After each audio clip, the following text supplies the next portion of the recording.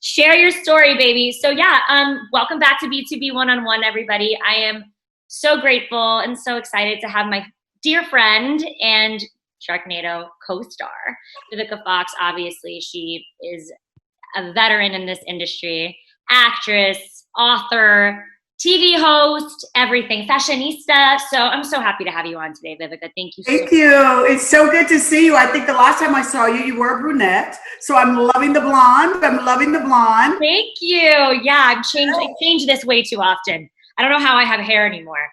Yes, I was a brunette. I think it was at your birthday, possibly. Birthday or maybe your book release party. Your book release party. I knew it was one of the two.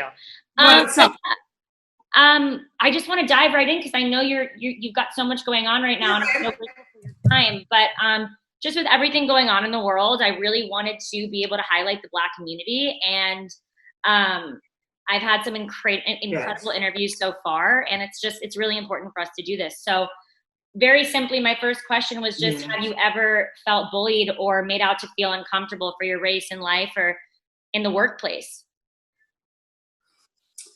Gosh, I am a fortunate soul, to be very honest with you. I don't know if it's because my spirit is strong, that I never have really personally had someone like call me the N-word or felt like I was like discriminated against. The only time, to be honest with you, I got pulled over by a policeman one time. And I had a feeling that it escalated quickly, right?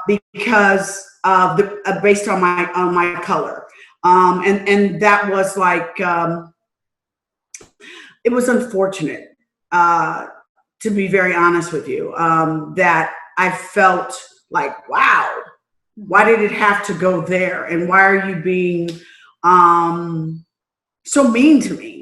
Right. You know what I mean? Like, it was like really simple, but I just really felt it that when I got pulled over by a policeman one time, and I really felt like his main goal was to agitate me, to arrest me. And I felt like, wow, I'm just a girl. And it's like two guys, and the officer was white and his other guy was Spanish.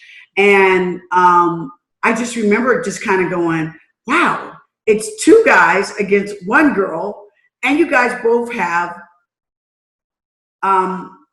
It's so unnecessarily aggressive. Yeah, you've got guns, you've got handcuffs. Like, what was that whole thing? So I can just imagine what it's like for any African-American man, how much his heart beats when he gets pulled over. Especially, thank God now we have body cams. So many police reports, had there not been body cams, do you just think about how many things went differently than the report, that how things were reported? Do you know what I mean? That now, thank God, we got that third eye. Yeah, that we've got that third eyesight. See, the reason why things are being so exposed, in my opinion, right now, is because the camera don't lie. Mm-hmm. You know, it's like that for us as actresses. You either know what you're doing on camera or you don't. So for what's going on now, officers can't lie and say, I felt threatened. Oh my God, he shot at me first.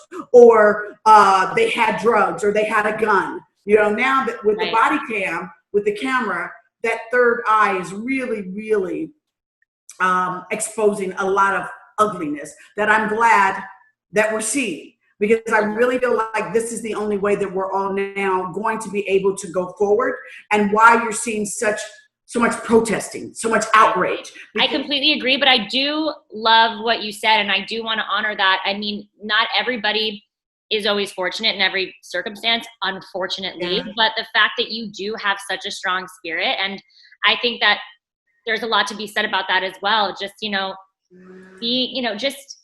just spirit and that energy and how people can feel that.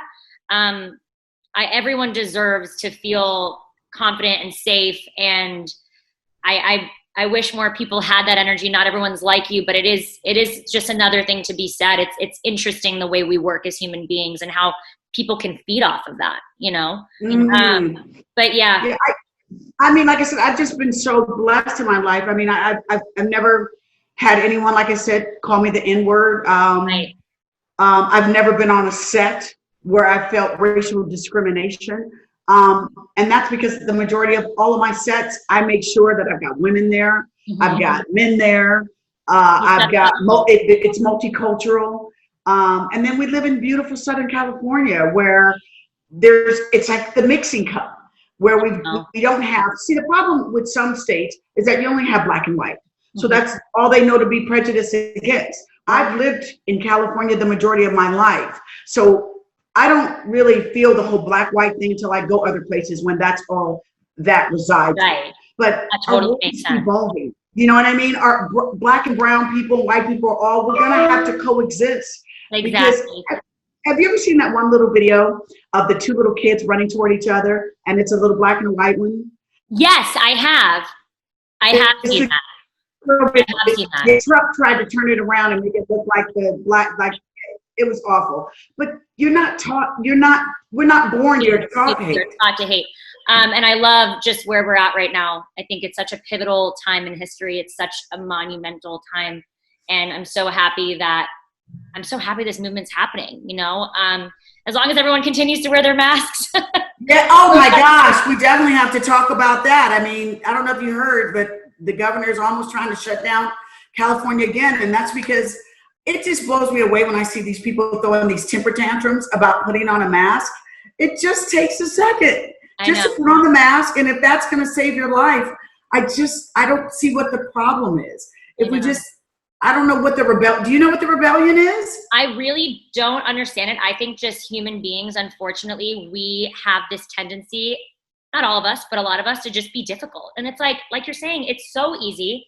And also, it's not just about you. You might catch this and it might be okay, but you might carry it and feed it to somebody who is an elder, or, you know, that you're walking by in Vons while they're being taken around. Exactly. Or maybe it's like your grandmother. I'm like, you guys, some people are trying to say like, oh, it's like the flu. It's like, no, it's not. It's not. No, this is way different than the flu, honey. And I have friends around my age that have caught it who were genuinely telling me, I thought I was going to die.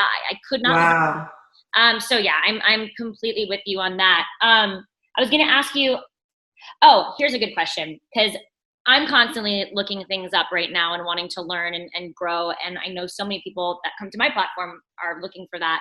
So I wanted to know right now if you have any specific movement superheroes or role models who have inspired you, or people that we can learn from, or any specific platforms that you think people can visit if they're looking to learn more or hear people speak. Well, I just did a live supporting League 46. League 46 is all about getting the youth out to vote.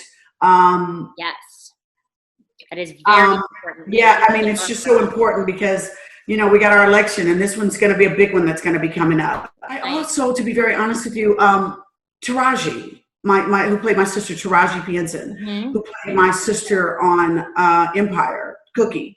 I just go to her page on a daily basis, and she's all about supporting the George Floyd, Breonna Taylor. Like sometimes she posts things that I find it to be so informative. Right. So Taraji, my sister Tasha Smith, I'm glad to see the African-American community of actors that they're not afraid to speak up and speak out and to bring awareness to causes. Absolutely. But a superhero of protesting, of standing up right now. I was also happy to see Megan Good. Megan Good went and got out there with everyone and protested and got out there. So, you know, I just have I'm glad to see my sisters, my fellow actor sisters, just really standing up. Absolutely. I'm a fan of all of them, period. So I already look up to them, but knowing that they're doing this, I mean, it's so incredible to see what everyone's doing. I did go to one protest. Did you really? Tell me about it. It was incredible. It was an energy that I've never felt before. It's just the oneness and the strength, and it just in numbers, as we all know. It was honestly, I know we all say like, I have no words, but I have no words. It was really incredible. I wish I was able to go to more. I was traveling to Florida that week, but I did make it out to one over here in Hollywood, and just to be marching with everybody of all races. It was just. Oh my God! Did you go to the one? Did you go to the one where 50,000 people showed up?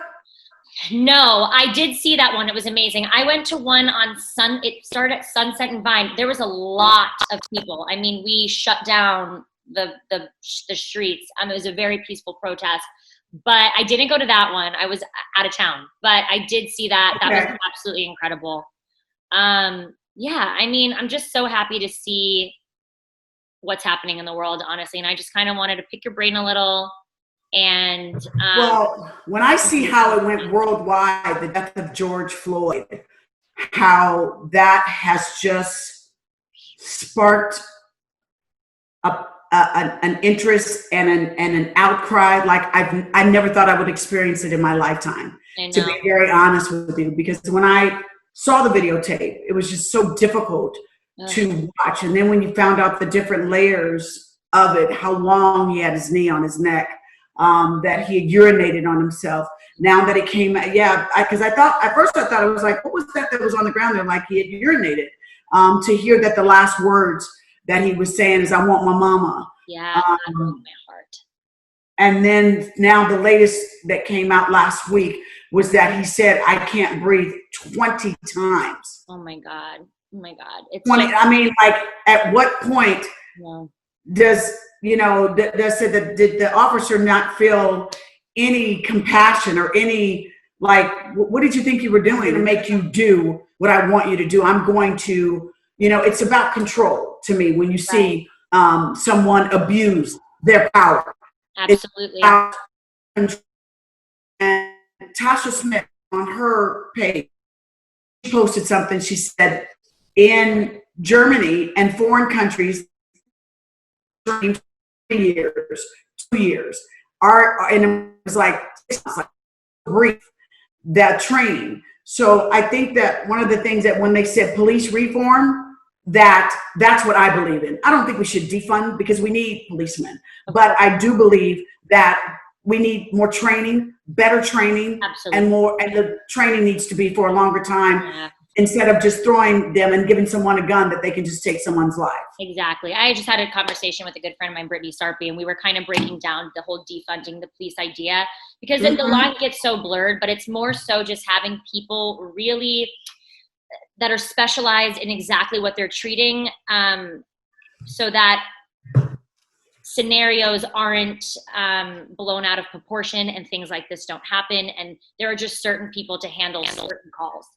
So I'm hoping for that. I'm hoping for the best. Of course, we need our policemen, but we need our good-hearted, strong policemen, and we need the reform for sure. I completely agree. I know you had something at 5, so I didn't want to. No, we're okay. We're okay.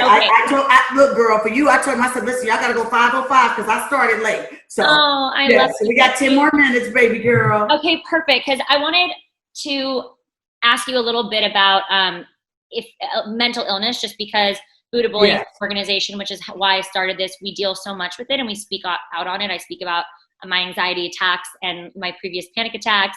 And I just wanted to kind of know, because a lot of our viewers they like to hear about these things if people go through them. If you've ever dealt with any form of anxiety or depression or ADD, or, I mean, I have them all. So I don't know. I have OCD, ADD. It's like the list goes. Everything too. I'm not, I'm going to tell you something about me. I'm a very positive person. I really don't get depressed. I maybe got depressed when I was a little bit younger, but now I am so quick to say, snap out of it. Yeah. I do not believe in carrying bad energy. And I'm going to tell you, a couple of years ago, I had what is called seasons of shedding.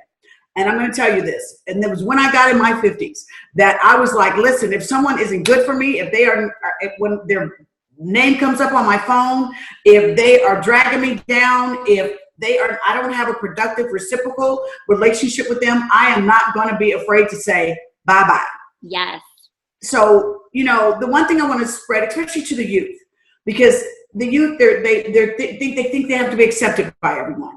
You know who you got to love first? You. Mm-hmm. You got to love you first, because if you don't love you first, it's going to be hard to invite love in, to have positive experiences. And since I've had that mentality, to be very honest with you lately, about be positive, try to have reciprocal relationships, I've been a much happier person. Right.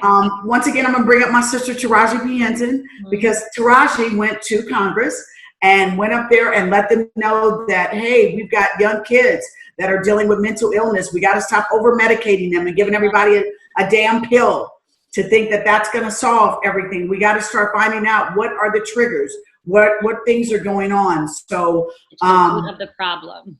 Yes, what's the problem, and to not be afraid to say there's a problem. Exactly.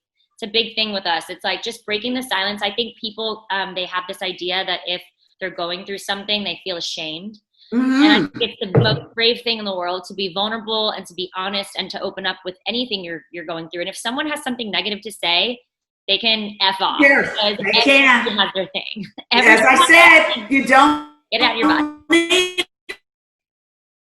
Pluck them off. It's so true. It's like, you know what I mean? Vampires, they're energy suckers. If someone's feeling like someone's draining your energy, it's not worth it. Life's too short. I mean, God bless. Look at Naya Rivera. I just saw, they found her body. God bless her. Like, life is too short. Beautiful, talented young woman. Like, why spend 33 years old. 33 years old. No, it's the most heartbreaking thing that I saw the whole thing was to see her mother go get on her knees and extend her arms and basically pray to the water, you know what I mean? And just pray to it all to come back. And I guess I felt when I saw that picture, the power of a mother's love. And what do you know? A day later, they did find her. And maybe that's what she went out there and to do a prayer to surrender to it, that please release my daughter. And I'm so glad that that family will have some closure, that they did find her body, because, you know, other stories start coming up. Like I heard somebody say, oh, they're going to go search in the cabins. It's like, you guys, she went missing in the water. Yeah. I mean, you know, but okay. Yeah, but mental illness, especially with women, I want women to not be afraid to speak up, to speak out, especially women dealing with postpartum depression, that after having children, I mean, women, we carry a lot on our shoulders. We are multitaskers by nature. But guess what we need to also learn about ourselves is that we're not super women. You know what I mean? That it's okay to say, I'm tired, or this is too much, or simply no. No, yes, exactly. You can't be everything to everybody. No, it's okay to say sometimes. I had to learn that. That was a beautiful word for me to learn to say, because I'm always such a nurturer and looking out. And women by nature, you know, we're nurturers. You know what I mean? Oh, I can do it. I got it. No, sometimes you got to go, no, I cannot. We want to take care of everything and everyone. And I used to be where I just wanted to fix everything and everyone. And I still try to do as best as I can, but I need to also have the energy to continue to do, to help the people that are in my immediate world, and to do things like this that are helping people. We need to make sure that we're not draining ourselves. And I used to do that so much. And like you, I'm very positive, but I suffered from a little bit of depression earlier this year for the first time in my life, until I told myself to push that away and no more. But it was just because I just put simply so much pressure. Yeah. It was, you know, I think depression is Can I tell you, I had a one. Sorry, I just missed you. What? No, I was just going to say, I had a wonderful friend who told me years ago, who is a business partner of mine. And I used to get mad because I had everybody always pulling me in 100.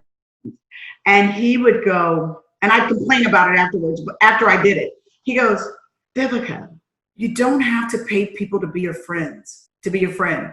You don't, if someone doesn't love you, he says, you're a great girl. If someone doesn't love you for who you are and they're just takers, get rid of them. Yep, absolutely. Because that mentally starts wearing on you.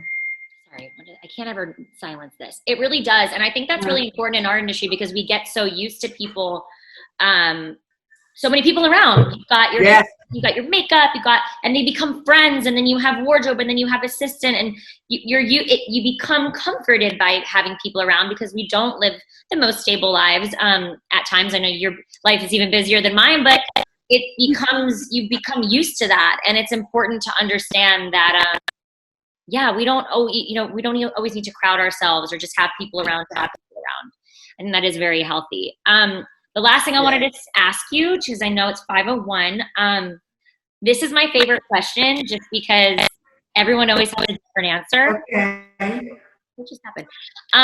Sometimes it is, the answer is in response to mental things that people have dealt with. Sometimes it's in response to just to the movement. But basically, if you were to go back and tell your younger self one piece of advice, what would it be? The one piece of advice that I would give to a younger Vivica is have patience. Especially living in the world that we live in, we want everything so fast, and we don't have the time to know that relationships, careers, your sanity, all takes time to grow. And that is with maturity. When I say that with relationships, someone, you've got to take the time to get to know them, to earn their trust. Mm-hmm. So patience, have patience. Don't go running in there thinking everything's got to happen so fast or that you're going to make it happen so fast. Relax. Absolutely. Take your time. Have patience. Because now I have patience, especially COVID. COVID's made me have patience, and I didn't even know I had patience. But it made me slow down. Yeah. And have patience and know it's okay. It's still going to happen. Mm-hmm. Just relax.